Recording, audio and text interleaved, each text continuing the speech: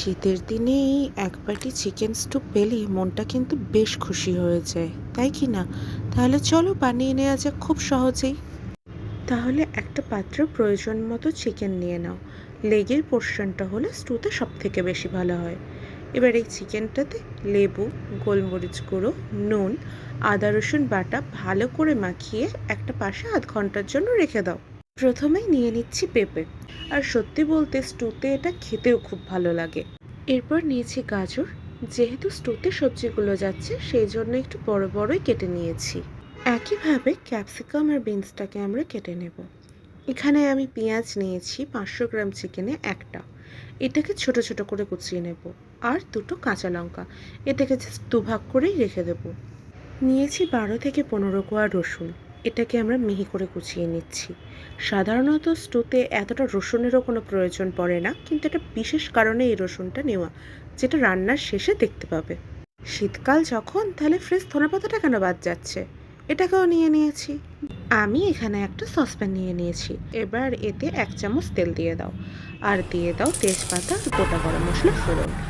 তেলটা ফোড়ন দিয়ে গরম হয়ে গেলে এতে কোচানো পেঁয়াজগুলো দিয়ে দাও। হালকা আঁচে এটাকে ভাজতে থাকো।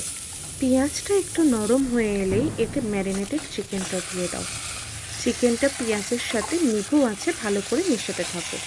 কিছুক্ষণ বাদেই দেখবে চিকেনটার থেকে জল বেরোতে শুরু করেছে।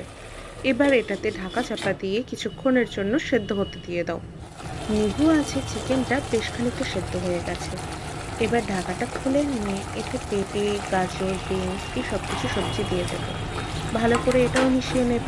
তারপর এতে কাঁচা লঙ্কা কুচি দিয়ে আর যতটা প্রয়োজন ততটা জল দিয়ে ভালো করে নেড়ে চেড়ে ঢাকা চাপা দিয়ে দেবো। ঢাকা চাপা দেওয়ার আগে আমি এটাতে দুটো কাঁচা লঙ্কা আর স্বাদ মতো নুনটাও দিয়ে দিয়েছি। এবার নিয়ে নেব একটা ফ্রাইং প্যান।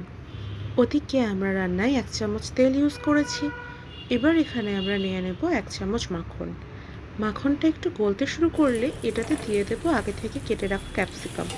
ক্যাপসিকামটা 1 মিনিট মতো একটু এই মাখনে নাড়াচাড়া করে নেব। এবার এটাতে দিয়ে দেবো সেই আগে থেকে কুচিয়ে রাখা রসুনটা। একটু ভালো করে ভাজা ভাজা করে নেব। এতক্ষণে তুমি বুঝেই গেছো এতগুলো রসুন নেওয়ার কারণ কি ছিল। ব্যাস, এবার এটা একটু ভাজা হয়ে গেছে যখন, এটাতে বেশ কিছুটা ধনেপাতাও দিয়ে দেবো।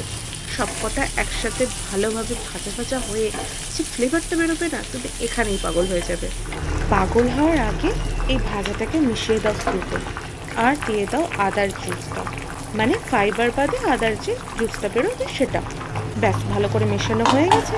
এবার এটা ঢাকা চাপা দিয়ে দাও। যা সুন্দর গন্ধ বেরোবে না, সেটা ঢাকাটা খোলার পর 10 মিনিট বাদে বুঝতে পারবে।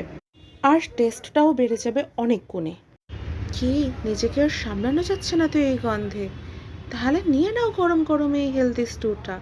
এর সাথে টোস্ট, স্টিম রাইস, রুটি যা কিছু খাও। তাহলে হেলদি খাও, সুস্থ থাকো। টাটা।